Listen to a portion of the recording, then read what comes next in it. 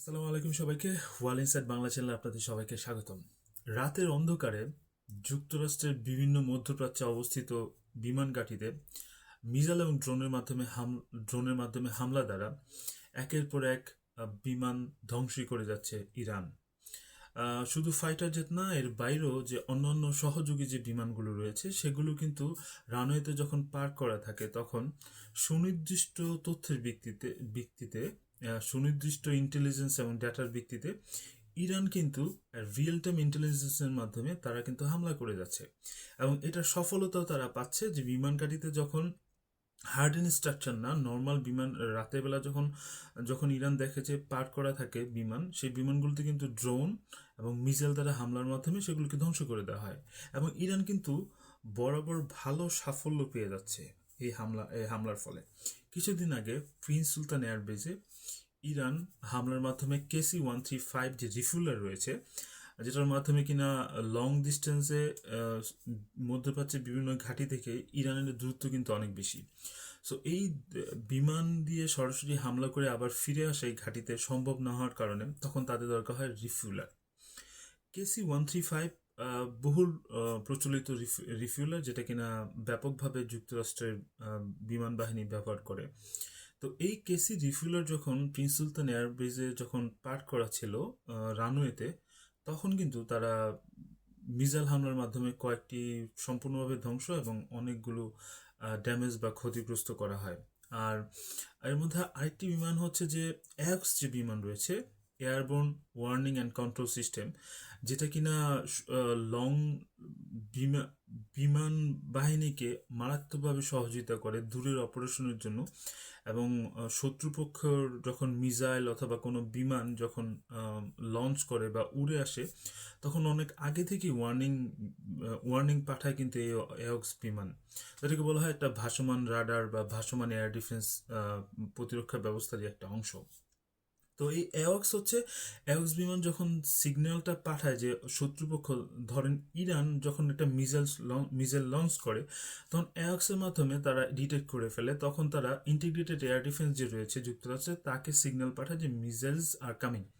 তো তারা এটা পিক করে এই মিসাইলটা ধ্বংস করে। তো এই এওক্সও কিন্তু হামলা করছে, প্রায় $1 বিলিয়ন মতো ক্ষতি করেছে এই এওক্সের হামলার মাধ্যমে।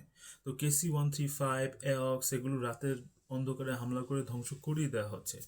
এবং গতকাল একটি রিপোর্ট আসছে যে কুয়েতের আরিফজান যে বিমান ঘাঁটি রয়েছে যুক্তরাষ্ট্রে, সেখানে হামলা করে যুক্তরাষ্ট্রের যে ট্রান্সপোর্টার যুক্তরাষ্ট্রের যে সৈন্য পরিবহনের যে হেলিকপ্টার রয়েছে বিশাল বড় মাপের, সেই পরিবহন বিমানও কিন্তু ইরান হামলা করে ধ্বংস করে দেওয়া হয়েছে।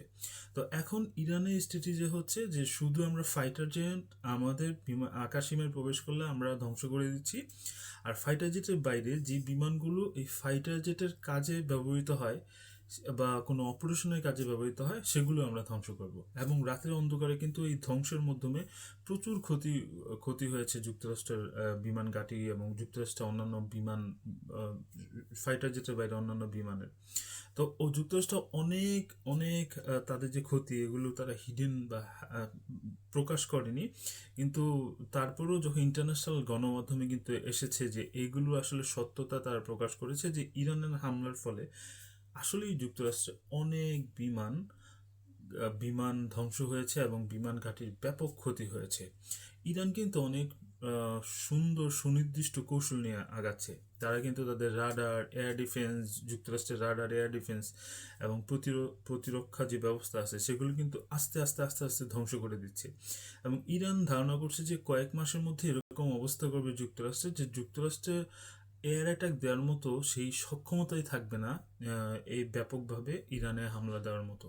এবং সেই ধরনের প্রস্তুতি নিয়ে ইরান আগাচ্ছে এবং ইরান খুব সুকৌশলে এই বিমান ঘাঁটিগুলোতে রাতের অন্ধকারে আঘাত করে ধ্বংস করে দিচ্ছে বিমান একের পর এক। এবং যুক্তরাষ্ট্র এখন মাথায় হাত যে ইরান যে তারা একটা রং সিদ্ধান্ত নিয়েছে এবং তারা ভুল একটা জাতির সাথে আসলে যুদ্ধে জড়িয়েছে। এখান থেকে বের হওয়ার উপায় যুক্তরাষ্ট্র পাচ্ছে না যে কিভাবে সম্মানজনকভাবে তারা এখান থেকে বের হয়ে আসবে। এবং ইরানের জন্য একটি অবর্ণনীয় বা ইরানের জন্য একটি সবচেয়ে ভালো একটি সুযোগ এসেছে যে যুক্তরাষ্ট্রের যে সক্ষমতা মধ্যপ্রাচ্য ঘিরে যে তার ঘাঁটি রয়েছে, এই ঘাঁটিগুলো ধ্বংসের মাধ্যমে যুক্তরাষ্ট্রকে এই মধ্যপ্রাচ্য থেকেই বের করে দেওয়ার পরিকল্পনা পুরোপুরি ইরান নিয়ে রেখেছে এবং সেই লক্ষ্যেই তারা আগাচ্ছে এবং অনেকটা সফল হচ্ছে। সবাই ভালো থাকবেন, নতুন কোনো ভিডিওতে আবার হাজির হবো। আসসালামু আলাইকুম।